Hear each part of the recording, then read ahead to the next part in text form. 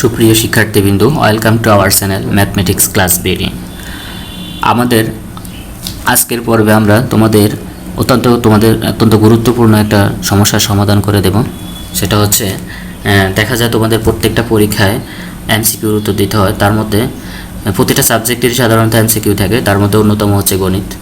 আর এই গণিতের এমসিকিউ উত্তর দিতে গেলে দেখা যায় যে যতগুলো প্রশ্ন থাকে সেই তুলনায় সময় অনেক কম থাকে, যার কারণে তোমরা অনেক সময় দেখা যায় সবগুলো সমস্যার সমাধান করতে পারো না। কারণ হচ্ছে এটা সত্যি যে এক একটা অঙ্ক করতে আসলে কখনো 1-2 মিনিটে নর্মালি করা যায় না।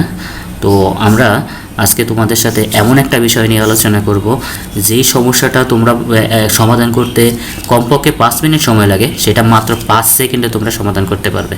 এবং এমন অবস্থা হয়ে যাবে যে তোমরা অনেক বেশি প্র্যাকটিস করতে থাকো, তোমরা দেখার মাত্রই বলতে পারবে এটা সমাধানটা কী হবে। তো আজকের বিষয়টা অত্যন্ত গুরুত্বপূর্ণ হতে যাচ্ছে এবং এই ভিডিওতে আমরা একই অঙ্কের 4টা পার্ট নিয়ে কথা বলবো। 4টা পার্টই যখন তোমরা বুঝতে পারবে, তখন যত বড় ধরনের সমস্যাই হোক তোমরা 5 সেকেন্ডের মধ্যে মাত্র সমাধান করে ফেলতে পারবে। এজন্য তোমাদেরকে অবশ্যই ভিডিওটি শেষ পর্যন্ত দেখতে হবে। আর আমাদের এইরকম সুন্দর সুন্দর টপিকস পাওয়ার জন্য অবশ্যই আমাদের চ্যানেলকে সাবস্ক্রাইব করে বেল বাটনটা অন করে দেবে, যাতে করে আমাদের এরকম সুন্দর সুন্দর টপিকসগুলো সবার আগে তোমার কাছে পৌঁছে যায়। আমাদের আজকের আলোচনার মূল পর্ব হচ্ছে পূর্ণবর্গ সংখ্যা বর্গমূল নির্ণয়। এই পূর্ণবর্গ সংখ্যার বর্গমূলগুলো কিভাবে মাত্র 5 সেকেন্ডের মধ্যে নির্ণয় করা যায়, আমরা সেই বিষয় নিয়ে তোমাদের সাথে আলোচনা করব। বড় বড় পূর্ণবর্গ সংখ্যাগুলো বর্গমূল মাত্র 5 সেকেন্ডে কীভাবে বের করা যায়, সেটা নিয়ে আমাদের আজকের আলোচনা। আজকের আলোচনায় আমরা কয়েকটা উদাহরণ দেখাবো, এরকম 4 পদ্ধতির উদাহরণ দেখাবো, যেগুলোর 4টা পদ্ধতি তোমরা যখন বুঝতে পারবে, তখন এই ধরনের বড় বড় পূর্ণ সংখ্যার এই ধরনের বর্গমূল নির্ণয় তোমাদের জন্য কোনো সমস্যাই হবে না। তো আজকের প্রথমটা যদি আমরা দেখি, এখানে প্রথম সংখ্যাটা হচ্ছে √8281। এটাকে যদি আমরা বর্গমূল নির্ণয় করতে যাই, তাহলে অবশ্যই নর্মাল সাধারণ নিয়মে করতে গেলে অনেক সময় লাগবে, কিন্তু আমি দেখাবো কিভাবে তোমরা এটা মাত্র অল্প কয়েক সেকেন্ডের মধ্যে সমস্যার সমাধানগুলো করতে পারবে। এই জন্য প্রথমে আমরা যেটা করব সেটা হচ্ছে এটাকে দুটা ভাগে ভাগ করে নিব, অর্থাৎ 82কে একটা ভাগ করে নিব এবং 81কে একটা ভাগ করে নিব। আর অবশ্যই এখানে আমরা কতগুলো বর্গ সংখ্যা জেনে নিব, যেমন 1 এর বর্গ 1 স্কোয়ার এর বর্গ হচ্ছে 1, 2 স্কোয়ার বর্গ 4, 3 স্কোয়ারের বর্গ 9, 4 স্কোয়ারের বর্গ 16, 5 স্কোয়ারের বর্গ হচ্ছে 25। এভাবে আমরা 10 পর্যন্ত জেনে নিলেই হবে। এবার আমরা যেটা লক্ষ্য করব সেটা হচ্ছে এই পেয়ারের শেষ সংখ্যাটা হচ্ছে 1। এই 1কে বিবেচনা করেই আমরা এটার বর্গমূল নির্ণয় করব। আমরা এখানে লক্ষ্য করব, এখানে যে বর্গ সংখ্যাগুলো আছে, কোন সংখ্যাগুলোর বর্গ সংখ্যার শেষ সংখ্যা হচ্ছে 1। এখানে যদি আমরা দেখি, আমাদের যেহেতু এখন 1 আছে, এখানে 1 এর বর্গের সর্বশেষ সংখ্যা হচ্ছে 1 এবং 9 এর বর্গ সংখ্যার সর্বশেষ সংখ্যা হচ্ছে 1, অর্থাৎ 9 × 9 9 নং 81। তো আমরা এখানে দুটো সংখ্যা দেখব, দুটো সংখ্যা এখানে প্রথমত 1 নেব এবং 9ও নেব। কারণ হচ্ছে এখানে 1 এর বর্গমূল করলেও সর্বশেষ সংখ্যা 1 হয় এবং 9 এর বর্গ সংখ্যা করলেও সর্বশেষ সংখ্যা 9 হয়। আরেকটা বিষয় হচ্ছে, এখানে আরেকটা জিনিস তোমরা করে নেবে খুব সহজে করার জন্য। এখানে যদি একটা সংখ্যা তোমরা বের করতে পারো, দ্বিতীয় সংখ্যাটা হবে তার ওই সংখ্যাটা যোগ করলে হবে, যেই সংখ্যাটা যোগ করলে দুটা যোগফল হবে 10। এখানে যদি আমরা 3 পাই, এখানে 7 যোগ করলে হয়ে যাবে। তার মানে এটা হয়ে যায়, তোমরা দেখলেই বুঝতে পারবে। তাহলে আমাদের এখানে 1 এর যদি আমরা সর্বশেষ সংখ্যা চিন্তা করি, আর এখানে বর্গ সংখ্যাগুলো চিন্তা করে দেখা যায় 1 এর সর্বশেষ বর্গ সংখ্যা 1 এবং 9 এর সর্বশেষ বর্গ সংখ্যা 1। এখন আমাদের এই যে সংখ্যাটার বর্গমূলের সর্বশেষ সংখ্যা হয় 1 হবে, না হয় 9 হবে। তারপরে আমরা বর্গমূলের একটা সংখ্যা পেয়ে গেলাম। এবার আমরা আসবো দ্বিতীয় সংখ্যাটার আলোচনা। এখানে দ্বিতীয় সংখ্যাটা যখন আমরা আলোচনা করবো, অর্থাৎ দ্বিতীয় পেয়ারটা, তখন এটা হচ্ছে 82। এখন আমাদেরকে এমন একটা বর্গ সংখ্যা চিন্তা করতে হবে বা সিলেক্ট করতে হবে, যেটার বর্গ করলে বর্গ সংখ্যা হয় 82 এর কাছাকাছি বা ছোট বড় হবে। এখানে যদি আমরা দেখি, আমরা যদি চিন্তা করি 9 × 9 9 নং 81। এখন দেখা যায় আর 10 বিবেচনা করলে 10 × 10 হয়ে যায় 100। তার মানে হচ্ছে 82 এর কাছাকাছি হচ্ছে কত, 81, অর্থাৎ 9। এখন দেখো তার মানে হচ্ছে 9 বর্গ কত, 9 × 9 অর্থাৎ 91। তাহলে এই হলো আমাদের মূল কাজ। এবার কাজ হচ্ছে আমরা এই যে সংখ্যার জন্য 9 পেলাম, এই 9টাকে আমরা এখানে লিখলাম। লিখে এই 9 পরবর্তী সংখ্যা কত, 9 পরবর্তী সংখ্যা হচ্ছে 10, এখানে 10 লিখব। মাঝখানে একটা গুণ চিহ্ন দিয়ে এই দুটো সংখ্যাকে গুণ করে দেবো, একদম সহজ। এখানে যে সংখ্যাটা নেব তার পরবর্তী সংখ্যাটা নিয়ে দুটো সংখ্যার মধ্যে গুণ করব, গুণ করলে গুণফল হয় 90। আমাদের সমস্যা কিন্তু সমাধান হয়ে গেছে। দেখো এখন আমরা লক্ষ্য করব এই যে 90 আর 82, এই দুইটা সংখ্যার মধ্যে কোন সংখ্যাটা ছোট, 82। তাহলে আমাদের বর্গমূল নির্ণয় করতে গেলে যেটা করতে হবে সেটা হচ্ছে এই সংখ্যাটা আমরা নেব, সাথে কি নেব, যেহেতু 90 থেকে 82 ছোট, তার মানে এখানে ছোট সংখ্যা আমরা নেব। তাহলে এখানে ছোট সংখ্যাটা হচ্ছে 91। এই সংখ্যাটা বর্গমূল হয়ে গেল মাত্র 91। দেখো কত সেকেন্ড সময় লাগলো। এখন যদি আমরা দ্বিতীয় উদাহরণটা নিয়ে কথা বলি, দেখো তাহলে তোমরা আরও সহজে বুঝে যাবে। আমরা এখন দ্বিতীয় আরেকটা নিয়ে কথা বলবো। এইখানে যে সংখ্যাটা রয়েছে সেটা হচ্ছে √7569। এই সংখ্যাটাকে আমরা আগের সংখ্যার মতো দুটো ভাগে ভাগ করে নেব, নিয়ে এখন আমাদের 9, অর্থাৎ কোন সংখ্যাগুলোর বর্গ সংখ্যা 9 হবে। এখন দেখো 3 স্কোয়ারের বর্গ সংখ্যা 9, আবার কোনটা দেখো এখানে 7 শেষ বর্গ সংখ্যাও 9। তারপর এখানে আমাদের বিবেচনায় আসবে কত, 3 আর হলো 7। তোমাদেরকে কিন্তু একটা কথা বলেছি, একটা সংখ্যা বের করতে পারলে তোমরা আরেকটা সংখ্যা বের করতে পারবে, কারণ এই দুটো সংখ্যার যোগফল সবসময় 10 হবে। তাহলে এখানে যদি 3 পেয়ে যাও তার মানে আরেকটা সংখ্যা 7। আর অথবা তোমরা এইভাবে দেখে নিলেও দেখতে পারো, যেমন এখানে 7 স্কোয়ারের সর্বশেষ সংখ্যা 9, আবার 3 সর্বশেষ সংখ্যাও 9। তাহলে আমরা দুটো সংখ্যা পেয়ে গেলাম, অর্থাৎ আমাদের এটার বর্গমূলের শেষ সংখ্যা হয় 3 হবে, না হয় 7 হবে। এবার আসবো আমরা 75। তাহলে 75 যখন আমরা দেখব, 75-এর কাছাকাছি বর্গ সংখ্যা কোনটা, 8। কারণ হচ্ছে 8 × 8 64, 9 × 9 81, যেটা থেকে এই দূরত্ব এটা থেকে বেশি হয়ে যায়। তাহলে আমরা এখন 88 ধরলাম। 88 ধরে এখন আমরা আগে সংখ্যাটার মতো বলবো কি, আমরা প্রথমত 8টা নেব আর 8-এর পরবর্তী সংখ্যাটা নেব। এখান থেকে 8টা নেব আর এটার পরবর্তী সংখ্যাটা নেব। তাইলে এটার পরবর্তী সংখ্যাটা কত, 9। দুটো সংখ্যা গুণ করে দেব, 72। এবার আমরা কি করব, আমাদের তাহলে একটা সংখ্যা হবে কি 8, আর একটা সংখ্যা কি হবে, এই 72 আর এই 75-এর মধ্যে কোন সংখ্যাটা বড়, কোন সংখ্যাটা বড় হবে, 75। তার মানে এখানে আমরা বড় সংখ্যাটাই নেব। অর্থাৎ এটার মধ্যে যখন এটা যদি ছোট হয় এখানে ছোট সংখ্যা যাবে, এটা যদি বড় হয় বড় সংখ্যাটা যাবে। এই দুটো সংখ্যা গুণ করে যেই গুণফলটা হবে সেই গুণফলটার সাথে এই সংখ্যাটা যখন আমরা দেখব তখন অবশ্যই মনে রাখবো এই সংখ্যাটা যদি এই সংখ্যার তুলনায় ছোট হয় তাহলে এখানে ছোট সংখ্যা নেব, এই সংখ্যাটা যদি এই সংখ্যাটার তুলনায় বড় হয় তাহলে আমরা বড় সংখ্যা নেব।